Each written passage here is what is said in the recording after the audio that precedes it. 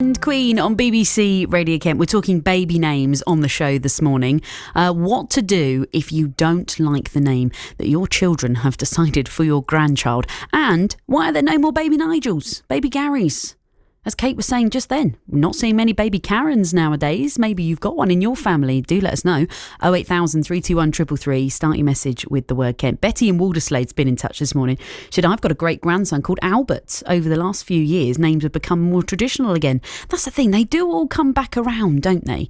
Sometimes. So maybe there will be a time for Nigel to come back in. It's Sophie Sutton here with you on BBC Radio Kent. So what do you do if you're in that awkward situation? You don't like the name that your kids have chosen for your grandchild. Teresha Young is the Daytime's relationship expert. She's back with us on the show. Teresha, I cannot imagine how someone could have this conversation and it go well. Oh gosh, Sophie, how awkward. Wouldn't it? How awkward. To be fair, it's all about being able to, if you see that there could be a fallout or a potential fallout, because often when you're choosing the name, you might think, is it actually going to be connected to my parents' history? But I think you need to use your discernment as to what could be the impact if you were to choose something that is quote unquote outside of the norm. Is it a baby Nigel? Or it's a family story that you might be breaking? So it's not the most easiest conversation to navigate, but it can be navigated. Well, that's the thing. And I do think with lots of different things, timing is everything. I remember when I was pregnant and we knew we were having a girl and we only had one name that we liked. And we said, we're going to call this little girl Rosie.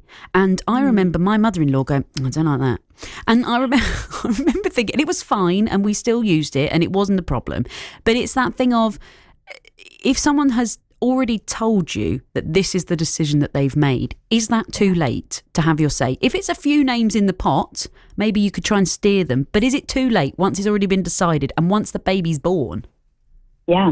Well, you know what? I think it's never too late to share an opinion because people have their opinions. Everyone is entitled to their opinion.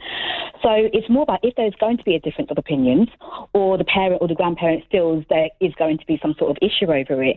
It's about having that compassionate conversation that everyone knows where they stand. So even if it is in hindsight, we would have preferred something else, at least you can state how you feel. But it's important that if you're stating how you wanted it to have been, what's the reason why? It's not simply because I hate the name. You have to go a bit deeper as to what it is about the name that you don't like. And I think a really key question for parents and grandparents to ask themselves is, are they truly prepared and willing to have a baby name cause a family rift? Does it actually go that deep? And if so, why? That's true. You've always got to weigh up, is it worth it? Because you don't want to fall out over something that maybe in a couple of years' time you won't care about. Definitely. And as you said, when you were naming Rosie, in your mind, you might have been thinking, okay, if there was a potential fallout, it can just be deeply, you can actually gently explain that, no, this is the name we've chosen Rosie, why it's important to you as a family, and that you'd love for that person or the grandparents to understand and embrace the name. Now, obviously, the ideal outcome is that they respect your choice as a parent and not let their feelings negatively impact the relationships. But then we also need to think about boundaries too, because there are times when grandparents have pushed back, or I've even heard, Sophie, that they will refuse to call the child by their name. Really? Yes. How deep is that? Because we need to think about the impact on the child too. Because we talk about the parent and the grandparent dynamics, but what about the impact on the child? Can you imagine your grandparents not calling you your name or calling you Bean and you don't want to be called Bean? It's kind of that situation where it can actually cause confusion and be unsettling for the child, because children, when they're growing up, they thrive on safety and identity. And a lot of names are connected to our identity and a sense of belonging. So you also need to think about, okay, you've got the dynamics with the parent and the grandparents, but what about the impact on the child too, so that they can feel secure in that?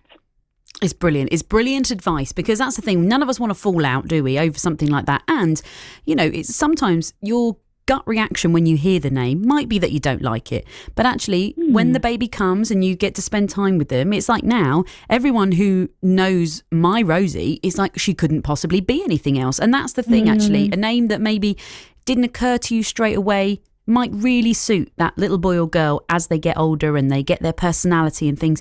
We can all come round, can't we? We can. And actually, it does remind me of my own mum, because her name is Edna. And by the way, a huge respect to all of the Ednas out there. It's a lovely name, okay?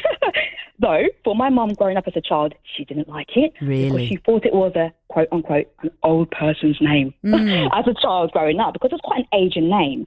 And then also, when she was growing up, the kids used to tease her a bit by calling her Evil Edna. I don't know if people remember the cartoon character from the animated series Willow the Wisp. Yes. Yes, you remember? Bless her, yeah. I know. So, okay, it was some playful teasing, but as she's grown older, she has actually grown into the name, and it really suits her now. But as you were saying, sometimes the name of the child grows with the age. So also, it's a wider conversation here, because you have to think about the child too. Like, how is his name going to feel to your child as they grow up? And would I have to explain it a lot? So I think there's some bigger considerations when naming a child, also for the child's well-being too. Brilliant. Teresha, thank you so much. You've got us out of yet another sticky situation. It's Daytime's relationship expert, Teresha Young there.